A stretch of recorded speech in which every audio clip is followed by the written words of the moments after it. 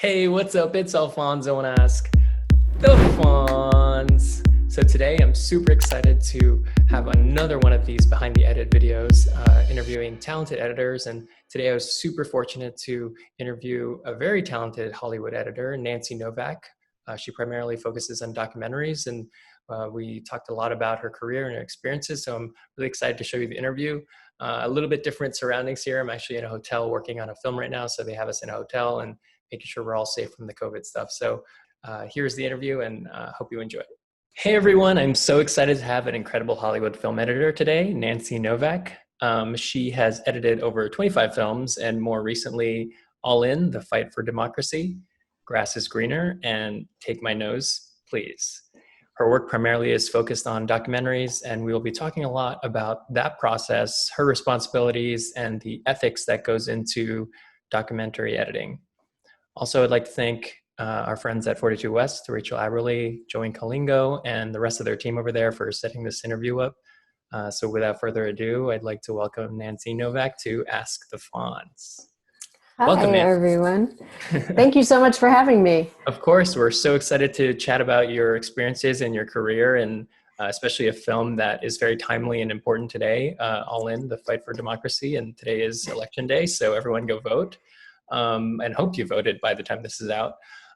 So let's get right into that film, speaking of that. And kind of wanted to talk about a lot of the sequences that you've done using, if you haven't seen the film, it really dictates a lot about the history of how we got to where we are today, and the struggles that African Americans and minorities have gone through to get the right to vote.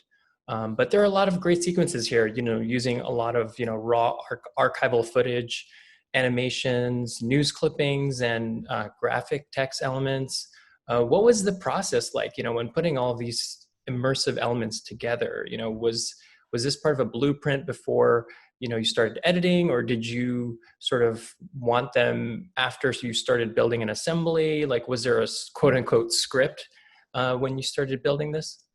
So there wasn't a script. Wait, I have to stop for a second and say, yeah, if you haven't voted, go vote.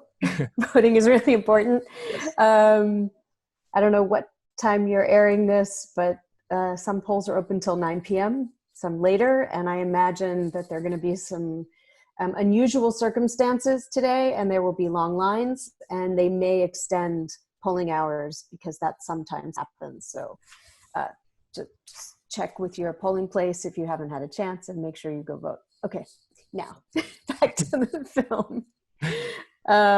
There was no script.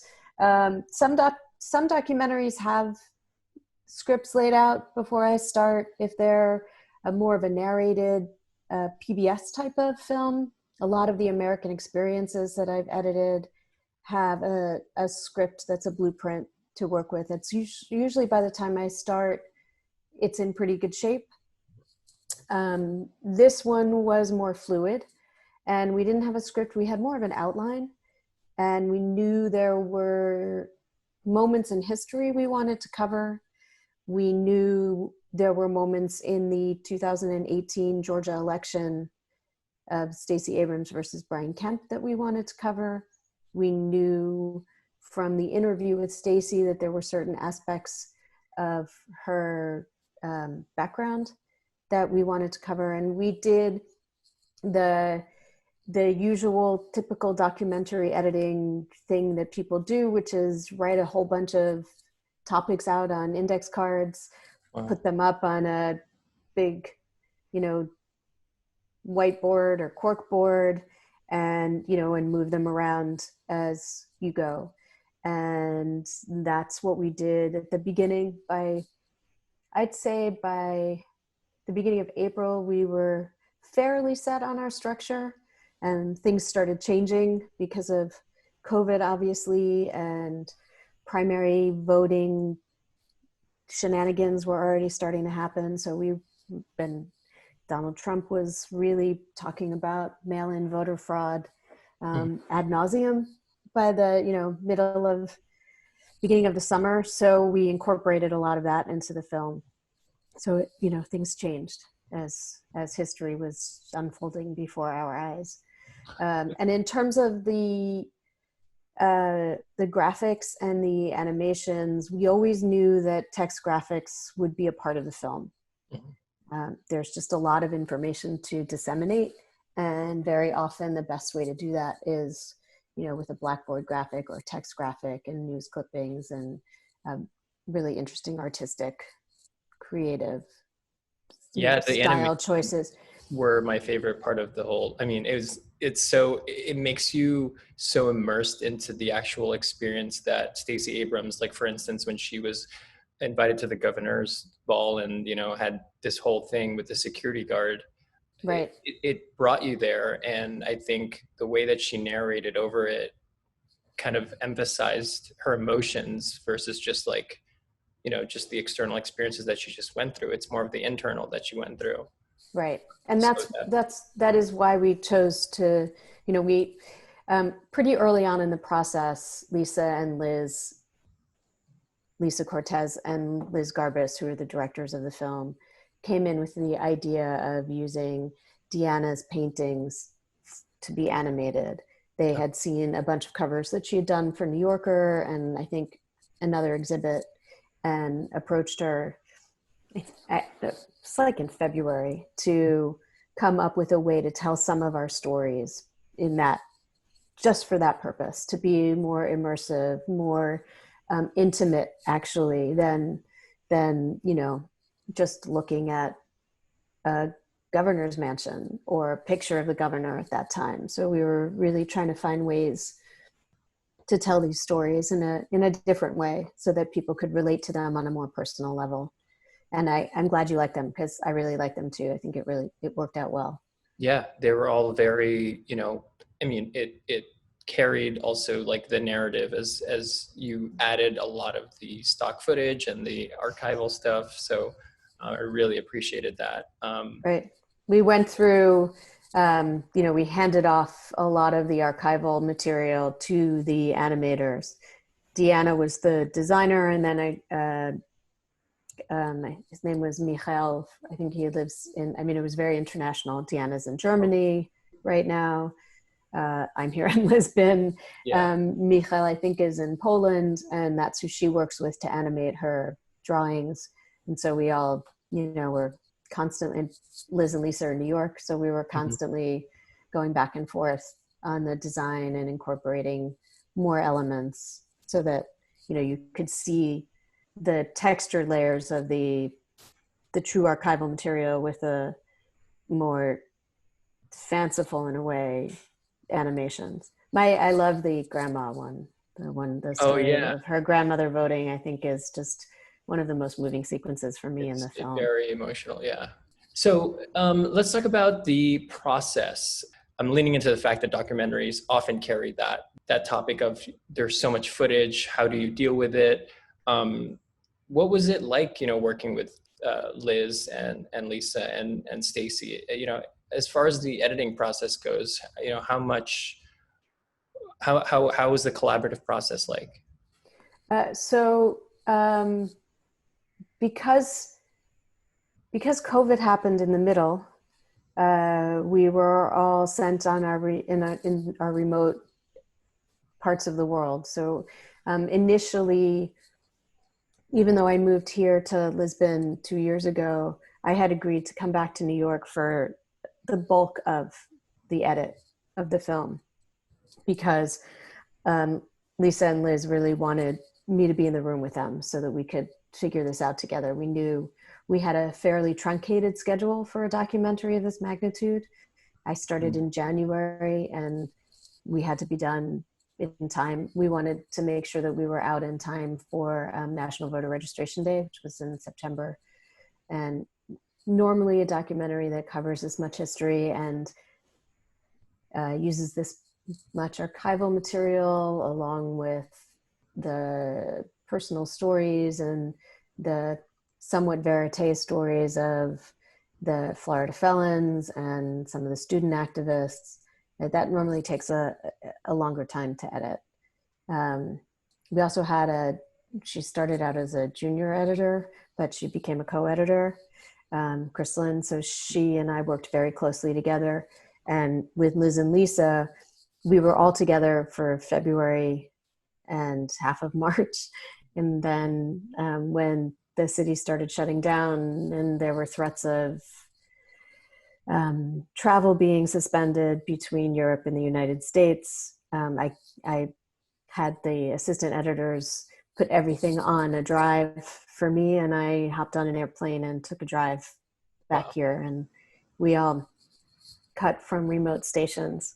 But the process, you know, I think of editing as like a giant, when you look at your bin structure, your project folder, I look at editing as like a big giant file cabinet, that part of it, the sort of more technical, so that I can see everything on my screens and find things as quickly as possible, just like you would if you were rifling through a file cabinet with tabs and you want to organize it well.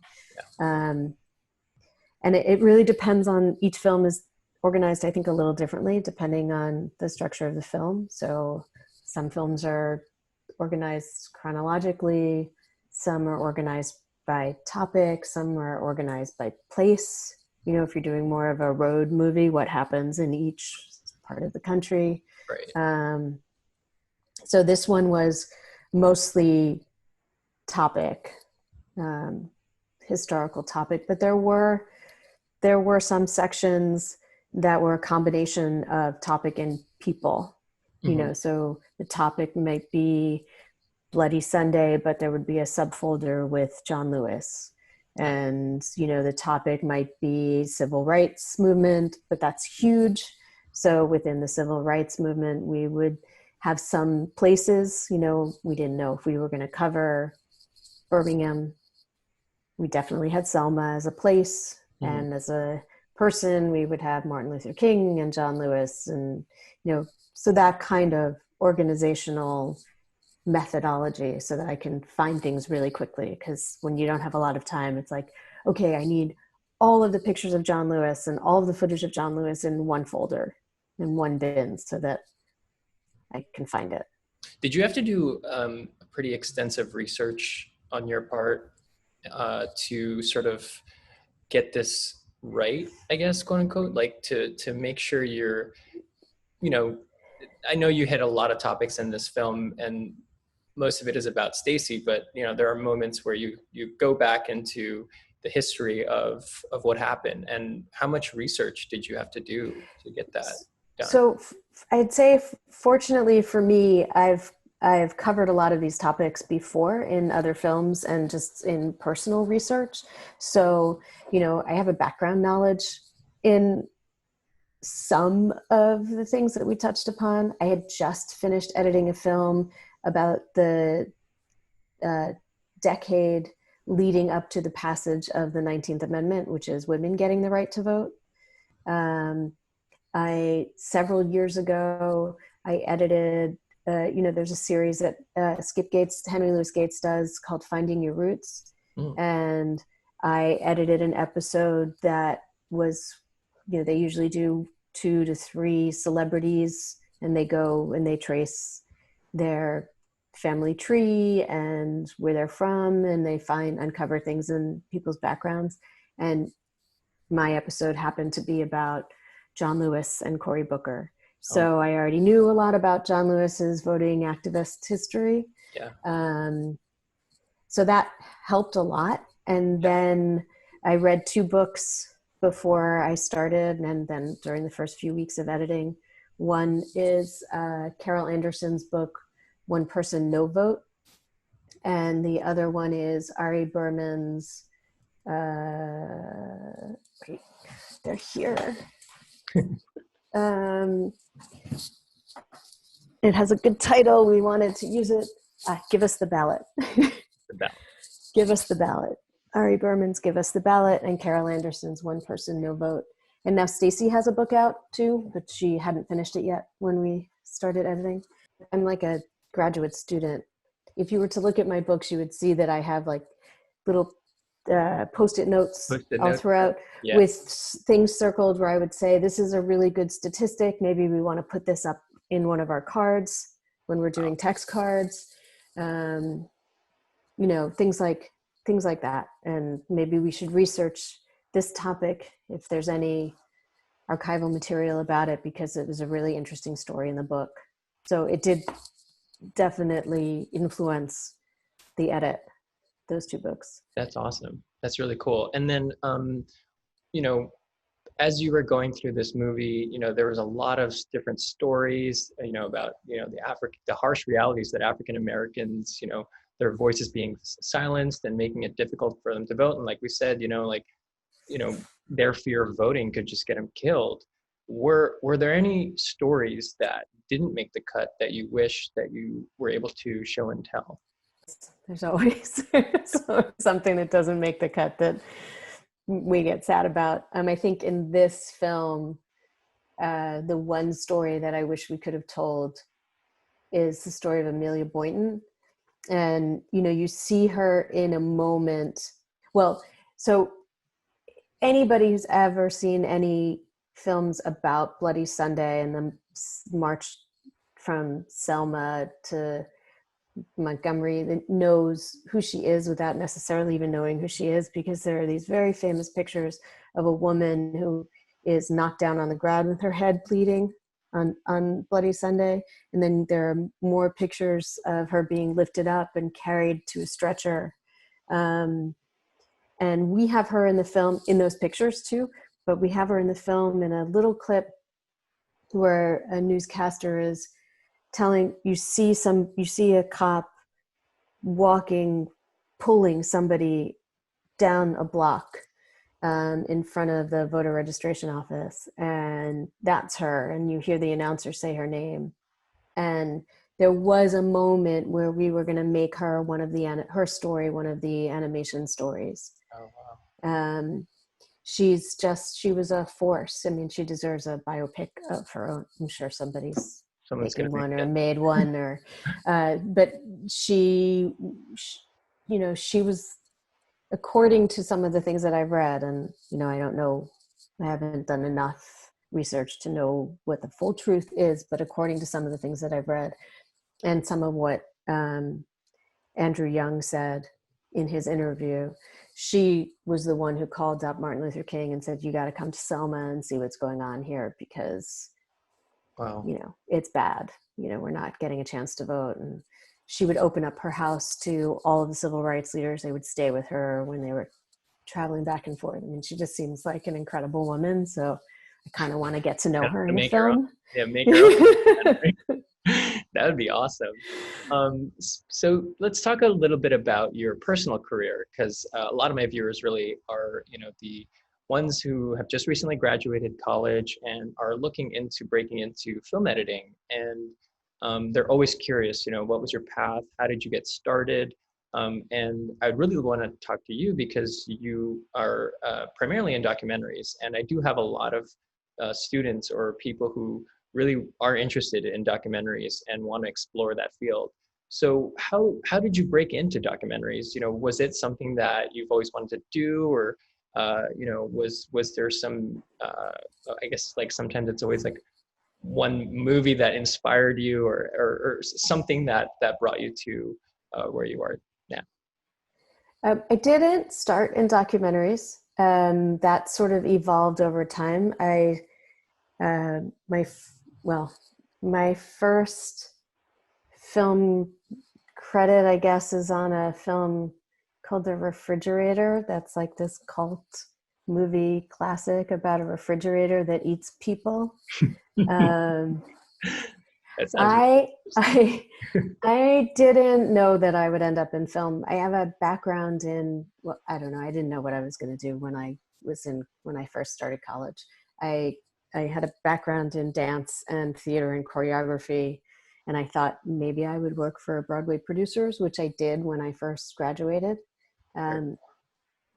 But I studied film actually in college. Like, I'm one of the only people I know of my generation who ended up doing what they studied.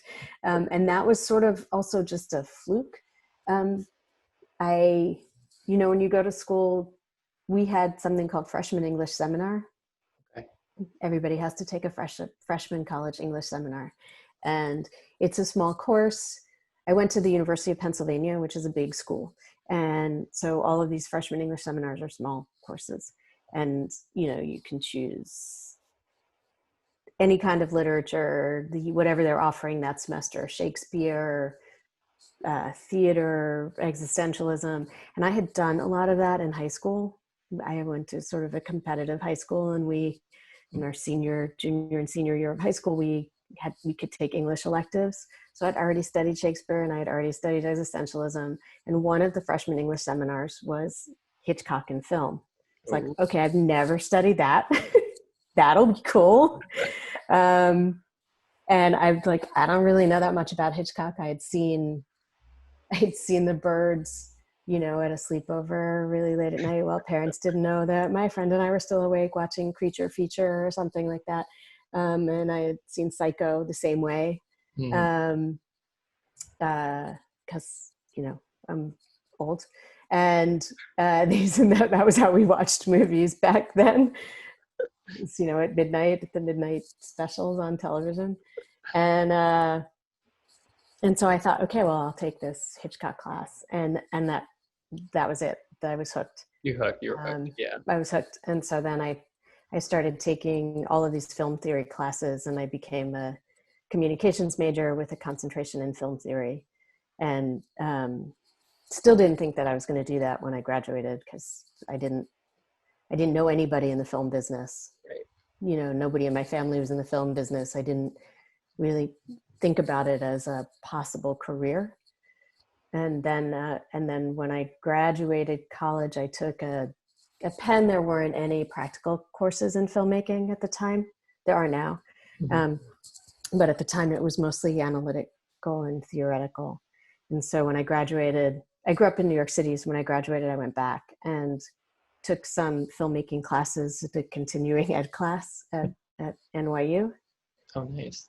And just started making little movies in a group. And at the same time, I guess we were already married. My husband was working at a place called Sound One, which was the biggest post-production facility in New York City. And he was working his way up to be a re-recording engineer, as a mixer. Yeah. And he had met all of these music editors. And I was unhappy at work. And he was like, I think you should talk to them. I think you'd really like this. And they let me come in and shadow them for a day. They were super nice, really just, it was like the way everything was set up in those days. We were all in one building. It was like being in a dorm room. You'd meet a friend in the hallway. You'd have lunch together. And I just started walking around, handing around a resume with nothing on it and saying that I really want to work in an edit room. I really want to work in an edit room. Wow. And finally somebody said to me, I can't pay you, but I'll teach you everything I know. And she had been Woody Allen's assistant editor on 3 films and was making the transition from assistant editor to editor. And she was the editor. Her name was Suzanne Pillsbury. She was the editor of this film, The Refrigerator. And she took me under her wings, and I worked for her. And then the next job that she got was as a standby editor on a very big Hollywood film called Awakenings, and hired me as her apprentice. So from there, I started working in feature films. And then in about the year 2000, somebody offered me a job on a documentary for a PBS show called Life 360. And I took it, and I really liked the writing aspect. And that's kind of how it started. So it's that I ended up, I hadn't ever done it before. We were already using Avid. Oh, wow. And so, which I just can't even imagine. I know people did it. I can't imagine cutting documentaries without computer storage and computer filing and all of that archival footage. And totally, I can't. I know people did it, and my hat's off to them. I have friends who have been cutting documentaries since I was in, since I was still in features. Hmm. But I really like the writing aspect and the control that you have in the edit room over the story. Really build the story in a documentary in an edit room.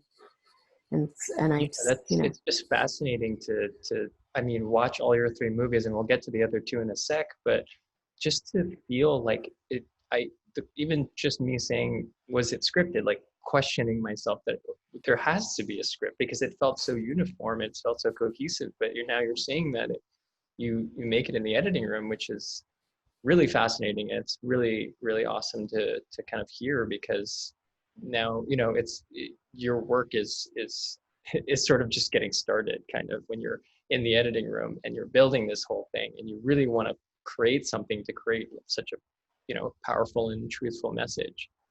So it's really impressive, and I don't know if I could ever do documentary editing. It just seems so daunting, but we'll see. um, it's really fun. I mean, it should be fun. yeah. Anything that you do in life, I think, should be fun. I used to, for a little while, I was teaching an editing class once a week at Penn. um, before we moved here. My husband and I would co-teach this film and sound editing class. Oh, We very called it Image and Sound. And the first class, I would always say to the students, editing is really fun. It should be fun. And if you're not having fun doing it, then stop now. I mean, yes, there's a lot of pressure. Yes, we work hard. Yes, there's politics involved, like every other job. But, it's really a fun puzzle to put together. And if you're not enjoying that part of it, then, don't do it. And well, if you're not having fun. speaking to that, what do you think is the most challenging part about editing a documentary, and what do you think is the most rewarding and satisfying part? I think, it's generally the same thing. I mean, the challenges are almost always pressure and time. Um, there's a lot of pressure on, I put a lot of pressure on myself to get it right. Uh, it's a very collaborative process with a director and a producer and a writer sometimes and composer. I mean, it's great that way. That's one of the joys is, working together with really great brains and figuring these stories out. But there's always a deadline and it's always too soon. Yeah. Um, and so that's one of the challenges. And of course, like I said, the pressure to get it right. You asked in one of your questions about in this film, All In, we knew that there would be a lot of scrutiny on the film. And so we spent a lot of time making sure that we got our facts right, that we, all those cards, all the language, all the numbers, how we phrased things had to be really bulletproof, so that's hard. Um, but I love the fact, and I find it incredibly satisfying that I'm always learning something new. So, I mean, it's, I know that I read these two books and it's like having homework, but it's great. It's like being in a graduate class. Yeah. A new topic every 8 months, every year. And you're presenting it and you're changing people's perceptions, or you're bringing awareness to new causes. It's very interesting, and yeah, it seems like it's such a fulfilling and rewarding uh, position to be in after everything is complete, and as you're even going through it, I'm sure it's fun to build as well. Yeah, there are moments when you pick a temp music cue or something and you just start laying the scene out, and the swell of the music cue happens exactly where you have the piece of archival that needs music swelling, and you're like, ow. Yeah. That's just kismet. I mean, there's great moments where you really work things through. We pay a lot of attention, again, it's editing, you pay a lot of attention to detail. You're like picking frames, and when it works beautifully, it's incredibly satisfying. And when you screen, I think when you screen for an audience and because most of the time we're working alone now, or, with 2 or 3 people, when you have that first screening with an audience and you hear their reactions to the film and they're exactly what you had hoped they would be, that's the like incredibly satisfying moment. Oh yeah. When you feel the energy and the just the collective emotion that you really wanted when you were editing it, and it comes to life and everyone does what you intended to. That's I have to say that's been the hardest part about this particular film because of COVID. And that they did have all across the country. They've been having drive-in screenings, and a few movie theaters have been showing the film. Back in September, I know whatever movie theaters were open, there were some that were showing the film, but I couldn't get back to go to any of them. I know that Lisa and Liz and a lot of the crew were able to go to some of the drive-ins, but I've been here in Portugal and I couldn't get back, and I was like, sad. I haven't had the experience on this film to hear the audience like shout at the film. They're probably doing. No. Yeah, that's such a bummer. But what a strange times we live in right now. Very, very strange time. So how about assistant editors? Let's talk about that for a little bit. Do you have assistant? I mean, you did mention at the beginning that you did have it for this film, but normally, I mean, for documentaries, what are some of the tasks and responsibilities you give to your assistant? And obviously, if you don't have an assistant for a specific show, what responsibilities fall on you that an assistant would probably do? Yeah, I almost always have an assistant for at least part of the film, unless it's a project that I'm really just doing by myself, which is very rare. And before I come onto a project, an assistant will organize as much of the media that already exists. Because for documentaries, usually I'd say before you hire an editor, there should be about 70% of the film is usually shot. Okay. And an assistant editor will digitize, ingest, and organize, into the project, into those folders, into those bins. With these archival-based projects, they're constantly bringing in the new archival media. There's usually, like on All In, there was an archival producer, and they're the ones doing the research, trying to find all of the material that you see in the film. Mm-hmm. It's a really great job, actually, for anybody who's interested in history. And also, it's like being a film archaeologist, because you're digging up all these great pieces of film that maybe you'll find something that no one's ever seen before. Yeah. You'll hit a library archive or a school archive, and it will have this great material that we can use either in a different way or hasn't been seen before. So I think I would say that if I wasn't an editor, that would probably be my nerdy job that I would really want to do, because it's like my favorite you get so thing. Much knowledge and education about whatever you're, trying to put together, and that sounds like a really, fascinating. So position. It is. It's a great. I mean, I don't know. I think it's a great job. Unsung heroes. And the assistant editors will do a lot of logging and a lot of looking through the material to find things that they think I'll want to use to edit. So I'll often say, can you look through some of this archive and find, I don't know, a good, it depends on the topic, but, like for All In, I'd be looking for a lot of those personal testimonies about people who tried to vote and couldn't, so there's the 2 or 3 that are in the film where, the guy says to him, if you go vote, you're going to lose your job. Mm-hmm. So we had a bunch of those to choose from. And so, let's find me the 5 best ones and string them out, and then I pick from there. Sometimes I'll ask an assistant to cut a short scene if we're tight on time. I like to do that because that's the way they really learn. Sometimes often I will ask an assistant to take a scene and replace a piece of music that I'm not happy with anymore, which I also think is good practice for them to start figuring out how to do temp scoring. Mm-hmm.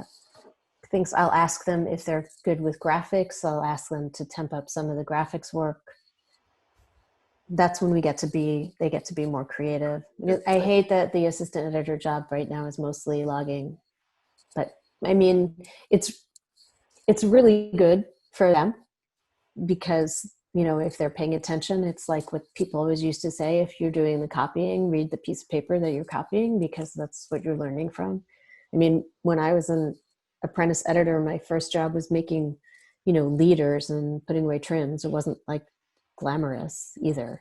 Right. And a lot less, you learned a lot less from you didn't learn anything from making leader. You learn a lot more by looking through archival material and seeing what's out there if you're paying attention. As an assistant myself, I want to say thank you.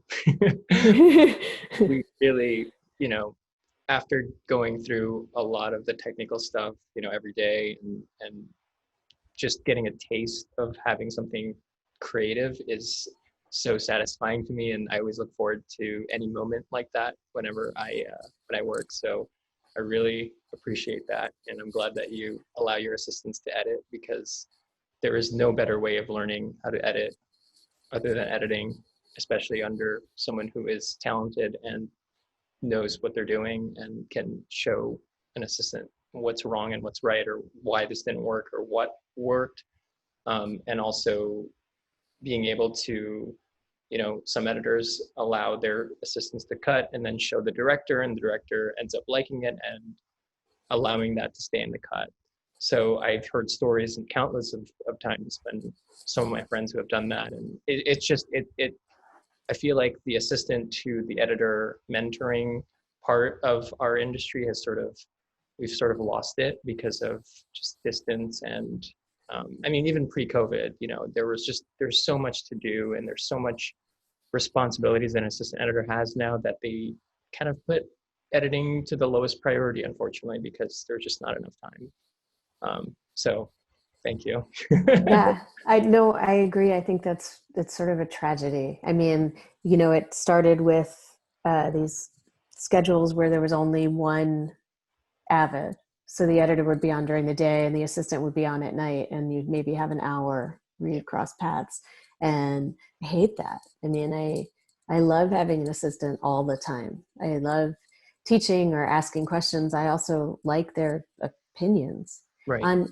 So on that job, Awakening, and I learned from really great people. I mean, I would never be editing if I didn't have an editor who said, Nancy, can you cut this?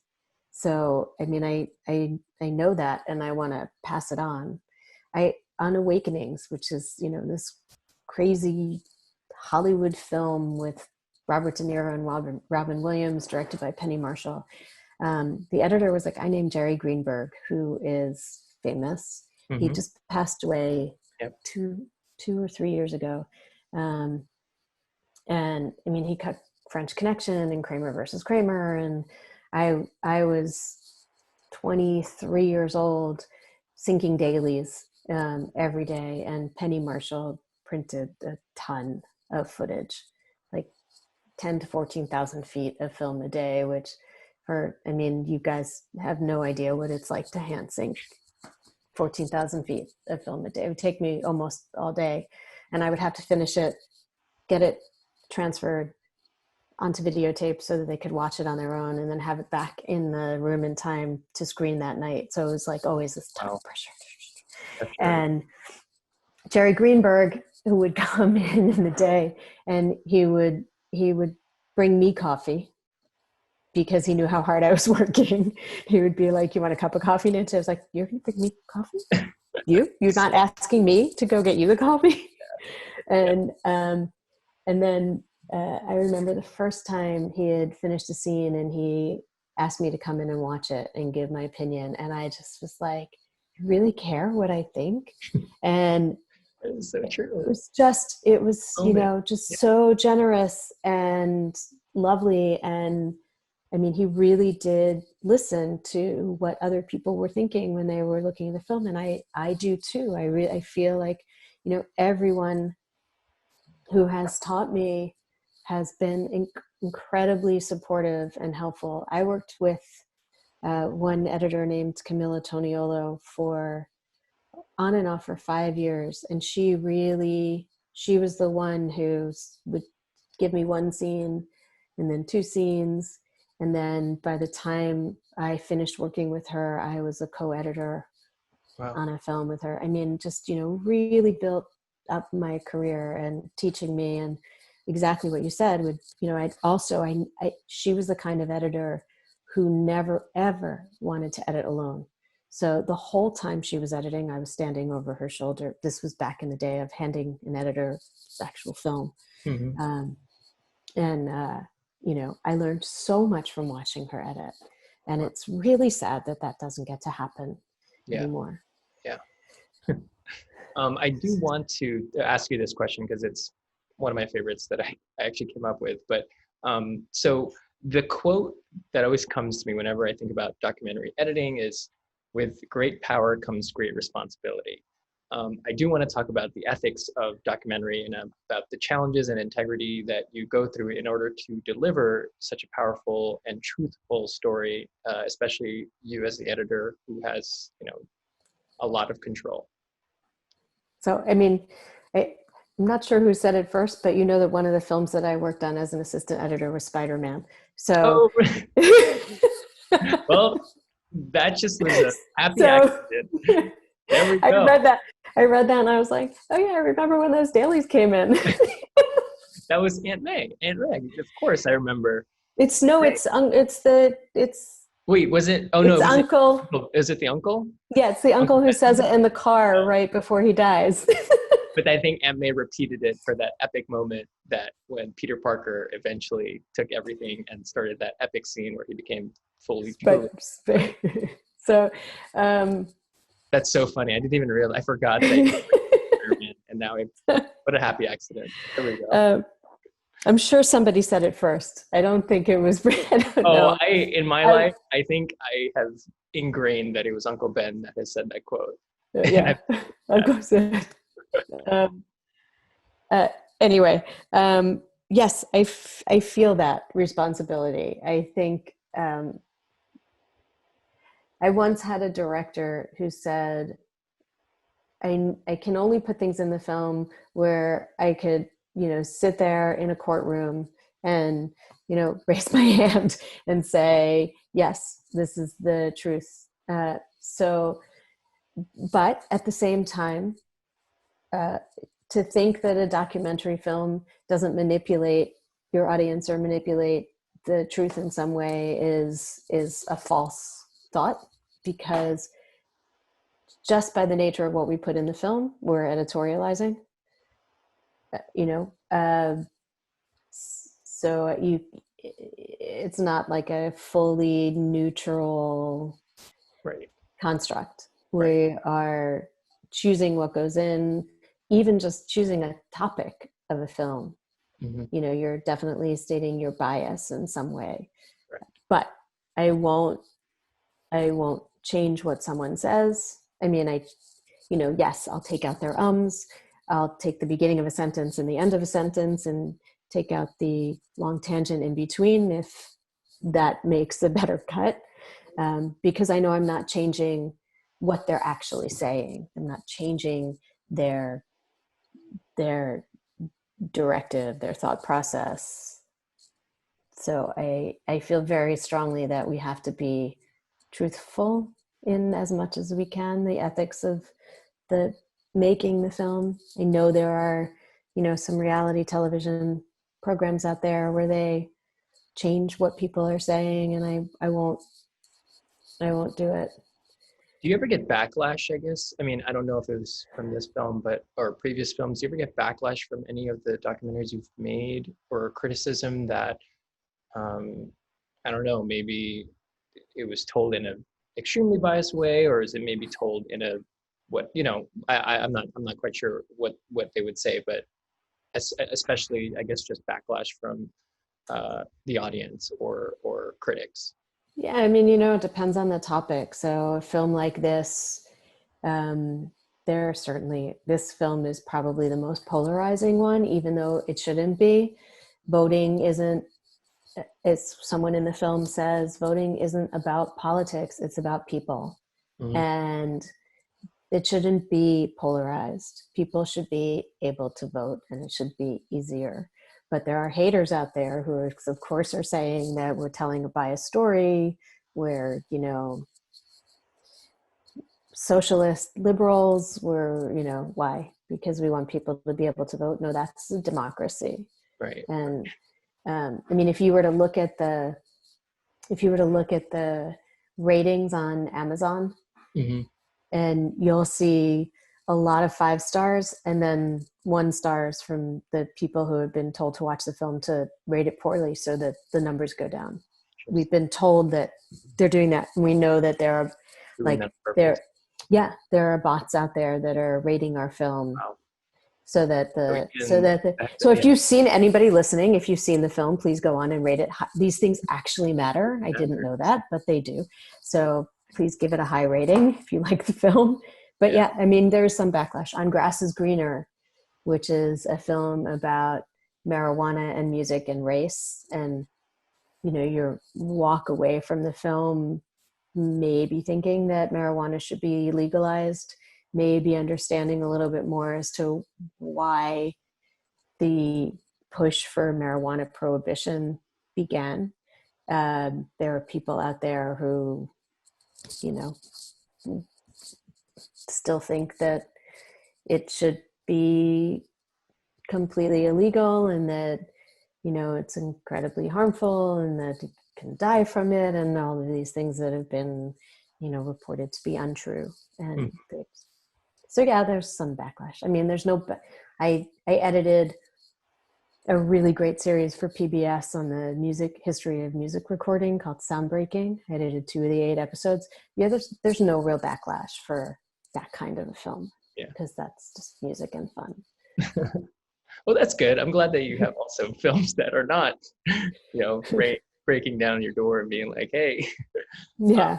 But that's really, yeah, that's just something I've always thought about, especially as an editor who, you know, has the position or responsibility to put this all together. And, you know, it just feels sometimes, yeah, maybe, I don't know. I feel like it's, once you complete a film, it's out there and, you know, how the audience receives it shouldn't, you know, matter, I guess.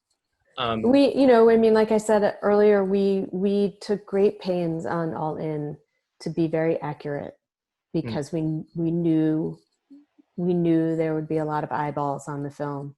And, you know, I mean, it's a Stacey Abrams is one of the producers. I mean, she and some of our other advisors and the people at Amazon, of course, Liz and Lisa, I mean, we were all very, very careful about what we were putting in the film. And, you know, and they would give us notes. Yeah. And I mean, really, like the archival producer, the writer, Lisa, Liz, and I would be on the phone painstakingly long, like hours, trying to figure out the language of some of these cards. Wow. So you really were in there meticulously making sure everything. Yes. That's a lot of. Yeah, we're really, really careful about. That's making. Really fair. Yeah. Let's talk about, I guess, the switch gears, music in documentaries. I really love, especially Grass is Greener and Take My Nose, Please, which is a very interesting documentary that I did not expect to really enjoy and really kind of see the dark side of plastic surgery and how women decide to, and men decide to choose to undergo this operation. What really stood out was, I mean, in all of your documentaries that I watched, was the way that you timed the music and the way that you were ahead of the audience and the way that it sort of was stealthily there, but it also supplemented and complemented what the message or the story was. How do you approach music editing, or what's sort of the, I guess, what's sort of the way that you like to edit music? Thank you, first of all, because I do work really hard at it. Oh yeah, Um, it shows. I find it really difficult to edit without music, just in terms of how I start building a scene, pacing a scene, getting the emotion out. So I will generally start putting the bones of the content together with whatever I'm using. The if it's an archival based film, I'll pull what the archival that I've selected, the interviews that I've selected. Um, Verite based films, same, you know, pulling this shots together that I've selected, starting to build a sequence. But I won't go that far into it without also spending a good amount of time trying to find the right piece of music to set a tone for myself first, to figure out the emotion of the scene, where I want to take the musical breaks. Um, you know, I could spend half a day auditioning Wow. several hundred pieces of music in my own little music library, the other film scores that I have, or if I know I'm working with a composer already, I'll download some of their music and just start Right. playing it playing it with some of, you know, I'll play the beginning of it, I'll play it underneath some of the scene that I've already started to build and see how it feels and if it feels right. And then once I land on something, I start working with it. With Grass is Greener, we were using a lot of source music, real songs. Mm. And so part of that was part of the design of the film, because it was about the relationship between marijuana also and music. So, Yeah. you know, Yeah. the structure of the film was wrapped around some of these songs. Right. Right. Yeah. And there was Um, a scene, I think, in the intro of Take My Nose Please, where it was literally the intro where you're just introducing everything, and then all of a sudden it kicks into high gear right after, you know, the titles and all that stuff. You get right into the story, and I thought, whoa, like you prepped this all up for this, and then you hit us with you know, another scene with a completely different kind of music. So that really was very interesting to me. Thanks. I mean, that was that film, for anybody who, I mean, not everybody's seen it. That's on Hulu. It's called Take My Nose Please, and it's about comedians and plastic surgery, but it's really about the pressure on women to look beautiful. So it has this fine line of walking between comedy and seriousness, because it's a serious topic. Yeah. And that's why I think you were surprised that you liked it. Most people are surprised by the film because they Yeah. think it's going to be one thing, but really it's a serious subject matter. It's just that comedians make it funny. Yeah. And that was also a joy to edit, because that was, you know, it was challenging to figure out where to keep that balance. But with the music, we could kind of do anything we wanted. The Hmm. director Joan Crone and I mean, we could have a lot of fun with the music. So Yeah, that scene was like heart wrenching when she finally got the nose job and then went back to her husband. And her husband, you kind of got a raw, like, I don't even know how it looked like it, you know, the cameras weren't even, it seemed like the cameras weren't even there, you know, like he didn't even think twice that, you know, he was being filmed. But you can see in his eyes that like he was very like indifferent, but also like leaning towards that he wished that she didn't do it, kind of. You didn't really know, he didn't really say, but and she felt that, and she could read his reaction, that like he didn't really like the operation. It was very emotional in that way, and kind of like, you know, like you build this whole thing up, and again, it's like that bias you were saying, like you really twist and turn in the roller coaster ride here, because you at one point like feel like, oh, they're gonna, like, because you interviewed the husband as well, like, oh, they're gonna eventually like come together and like actually like the fact that she did this process. But then like you give a raw clip of him just being like, eh, eh. I think I think he was in a, they're still together. They have a baby. Yeah. um, I think he was in a damned if you do, damned if you don't kind of situation. Like, how can you say oh, you look fantastic, because then You're right. you didn't like the way I looked before, or Right. you know, It's a very or tricky. you were great before, so you didn't need to. It's a very tricky moment, I think, for anybody asked, how do you like it? Right. About any, Right. how do you like my teeth straight? How do you like my, Um, how do you like it? yeah. Whatever you like, honey, is the only answer. And that's, Now that yeah, he would have been screwed both either way. Yeah, you're right. so I think, but it was very generous of them to allow us to be there when she arrived back home. I mean, and and again, when you talk about ethics in a film, Mhm. like that one, um, what do you keep in Right. when people let you in? I don't want, look, let's go to Grass is Greener. So the ethics in that film, when you watch it towards the end of the film, there's a CannaCon conference. Hmm.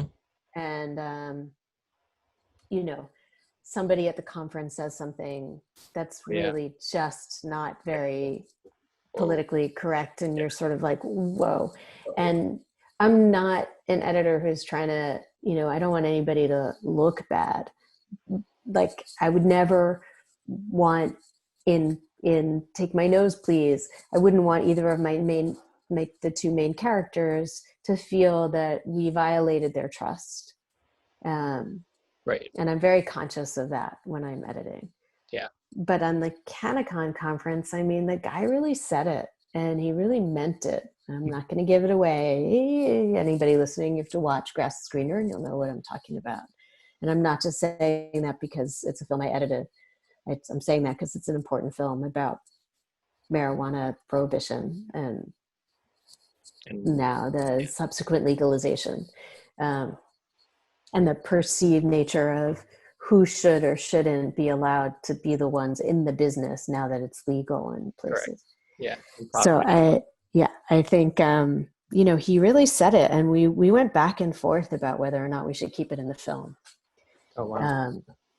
But I feel like it's Yeah, so I part actually of the narrative that we probably went whoa, yeah. and was waiting for like I don't know a response to that, and I think it was even stronger that you left it kind of just there and then let it play and let it play. Yeah. I mean, the reason behind that is because that's the way a lot of people still think. And it's important to keep that out there and make sure people can see, once you've learned everything about the history of it, how false the assumption is that Right. he's making. Right. So, it's tricky, can be Yeah. tricky. Yeah. But I feel like those things are important. I edited a film for Spike Lee called When the Levees Broke, about Hurricane Katrina. I edited there are 4 parts to it, and I did the last one, 4th one. And there are moments in there that people say things, and we were very conscious of how far to go about, in that ethical realm, how far do we let them? But they're speaking their truth, and you have to let their Yeah. say these things. Right. And just yeah, that's true. Okay, one last question because I know we're running out of time. So what type of advice would you give someone who's interested in becoming a documentary editor, editing films like yourself? What would you tell them to learn, or what would you tell them to pursue so that they could have a career like yours? I think it's so much easier now to get practice editing. If you're if you have spare time on the weekends to make films with friends and cut them, that's what I did too. I did, working my way up. I cut a lot of student films for people at Columbia and NYU when they were working for free or very little money on the weekends or late night at work. Watch a lot of movies. Yeah. I think if you watch a lot and you can watch them the first time for the story like you normally would, and then watch it a second time for the editing. If you can focus on paying attention to the details of what's going on. I think, read a lot,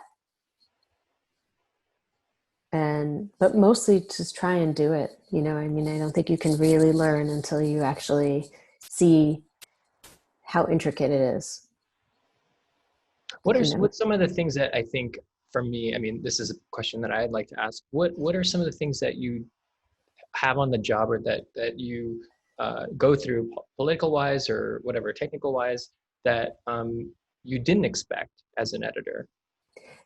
Quite frankly, I think the thing that has surprised me the most over the years, because it didn't start out this way, is the solitude. That when we first started in this business as editors, there would be at least, because you were handling film, but also because of the nature of the way that business was, where so many people were concentrated in these 2 or 3 buildings in New York City, that it felt more social and like a dorm room. And that, even for each film, there'd be an editor, an assistant, and an apprentice, and we would all be in the same 2 rooms. Normally the editor would be in one room by him or herself, and then the assistant and the apprentice, however many there were, would be in another room. But the sound editors would be next door, the music editors would be down the hall, and somebody else on another film would be across the hallway. And so it was a lot less solitary. I think that if I were starting out now, I don't know if it would have been a career that I would have chosen, because we work alone so much of the time. Yeah. So that's a surprise. I definitely need my own alone time to figure out the scenes. I mean, I like working alone, but I also miss the camaraderie and the teaching aspect of having an assistant right next door that I could pull in and say, can you help me with this? What do you think of this? The politics, I guess I didn't expect it, but you see it so early on. Yeah. You get it. Yeah. The first film you work on, you see that there's politics involved. So, yeah. I guess, there's politics in anything worthwhile.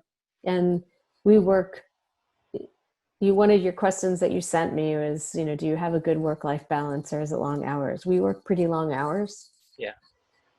But we also can choose, if you can afford to, take blocks of time off, because I do particularly like the freelance life. I know it can be really hard, especially when I first started, it was really hard.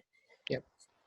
But once you get to a point where it offers you some other freedoms of, there was a brief moment for about 3 years where I would try and take these, mostly because the editor I was working with, Camilla, would try and get these jobs that would start in September and end in June. Yeah. So we'd have the summer off. Yeah, it's true. So, if you can make that work out, you can have a good work-life balance. Yeah. I raised 2 kids, and there are things that I missed because I was working too late and too hard. But depending on who you're working with, if they also have kids, there's a lot more understanding of, yes, it's Halloween, that's a holiday in my house, I have to leave by 1 today.